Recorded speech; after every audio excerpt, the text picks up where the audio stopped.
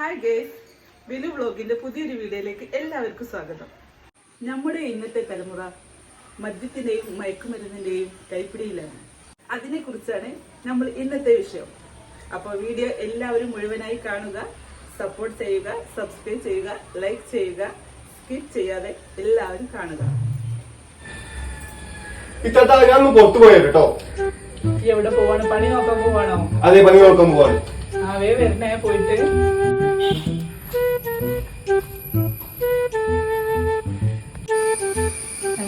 Hello, എന്താണ് സുഖാണോ? വേറെന്തുണ്ട് വിശേഷമൊക്കെ? ഓ, എന്റെ അനിയന് വർക്ക് എന്തില്ലായോ?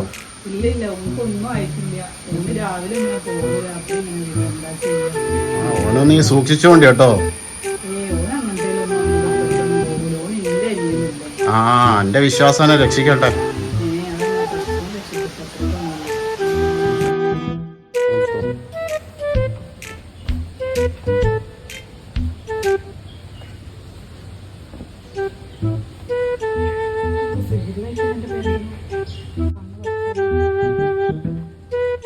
ഇതെന്താ സാധനോ?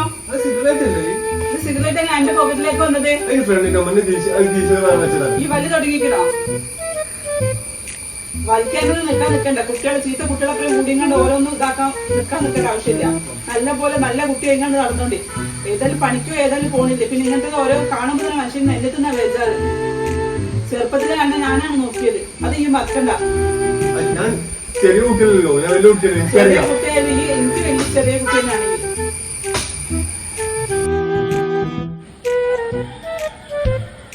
500 റുപ്യ വേണം. 500 റുപ്യല്ല എനിക്ക് ഞാൻ ഇന്നലെ തന്നത്. ഈ ഓരോ പൈസക്ക് ചോദിച്ചപ്പോൾ 500 റുപ്യ തന്നത് ഞാന്. എന്റെ അടുത്ത് വിടുന്ന പൈസ. ചെറിയ കുട്ടിയൊന്നുമല്ല, ഞാൻ വലിയ കുട്ടിയാണ്.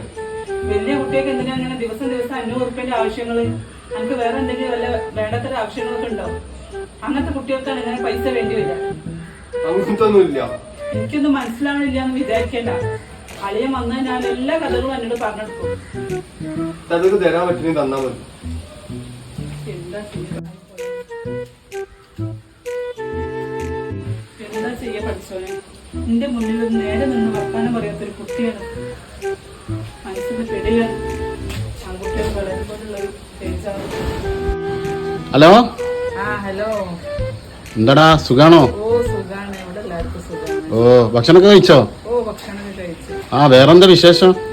വേറെ വിശേഷം എന്ന് പറഞ്ഞാല് മുഴുവൻ സ്വഭാവത്തിനൊക്കെ കുറച്ച് വ്യത്യാസങ്ങളൊക്കെ ഉണ്ട്. അപ്പൊ എന്നോട് ഇന്നലെ വർത്താനൊക്കെ കുറച്ചായിട്ടാണ് വീട്ടിൽ നിന്ന് പോയത്. എന്താ, പൈസക്ക് ചോദിച്ചിട്ടാണോ?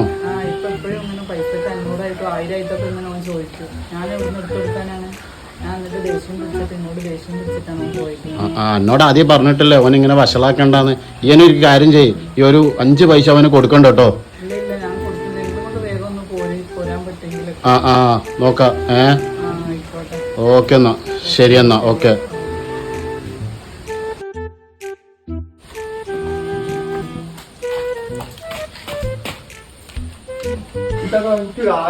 എന്തായാലും മസ്റ്റായിട്ടും തരണം. നിന്റെ അടുത്ത് പൈസ ഒന്നും നീ ഇങ്ങനെ ചോദിക്കുന്ന പൈസ തരാന് നീ എന്താ വിചാരിക്കണത്? അല്ല പിന്നെ കുറച്ച് ദിവസമായി ഇപ്പൊ എന്റെ സ്വഭാവത്തിനൊക്കെ ഒരു മാറ്റം ഞാൻ കാണുന്നത്. ഞാൻ അത്ര പൊട്ടത്തിനൊന്നല്ല. 1000 റുപ്യ ഞാൻ ചോദിക്കുന്നത് എങ്ങനെ തരാൻ പറ്റൂല? എനിക്കിപ്പോ 1000 റുപ്യ കിട്ടണം. നിന്റെ അടുത്ത് പൈസ എന്ത് ചെയ്താലും എന്റെ അടുത്ത് പൈസ എന്തായാലും കിട്ടണം. ഞാൻ ഒത്തും പോയി നോക്കട്ടെ. ഈ നോക്കും.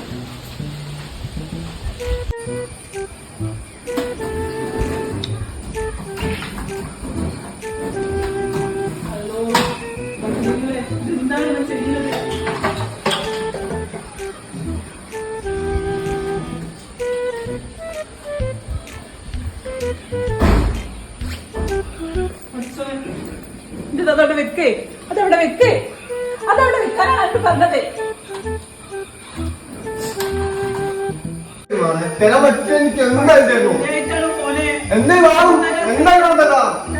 ചെയ്യാൻ പറ്റുന്നത്? എന്റെ കുട്ടിക്ക് എന്താണ് പറ്റുന്നത്?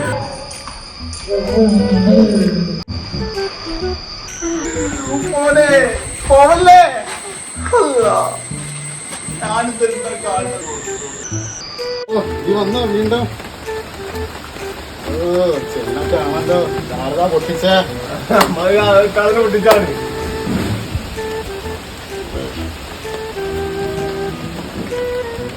ആ സാധനം അടിപൊളി കിട്ടിക്ക്. നിന്നെ പോലുള്ള ഒരുപാട് യുവാക്കളുടെ ഇന്ന് ലഹരിയുടെ അടിമയാണ്. അതുകൊണ്ടാണ് നമ്മൾ തന്നെ ജീവിക്കുന്നത്.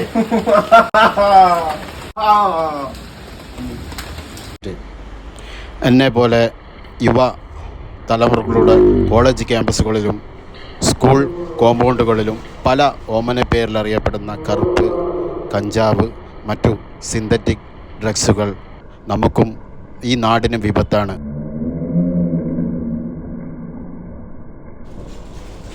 ഇതുപോലുള്ള ലഹരി പദാർത്ഥങ്ങൾ നമ്മുടെ സമൂഹത്തിനും കുടുംബത്തിനും നമുക്കും ദോഷം ചെയ്യുന്നു.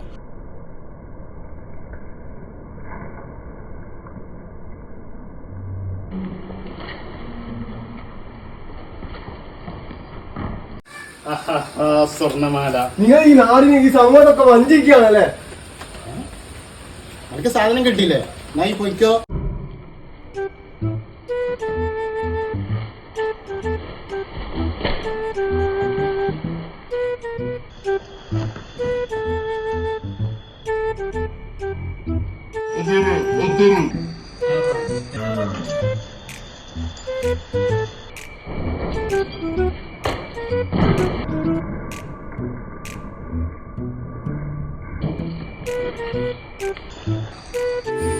കേട്ടോ?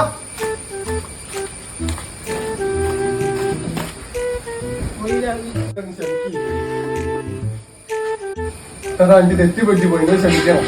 സാരല്ലേ എനിക്ക് നല്ലത് ഏതാ ചീത്ത ഏതാന്ന് മനസ്സിലായില്ലേ? അത് മതി. എന്റെ കുട്ടി നല്ലതായി ജീവിച്ചാൽ മതി.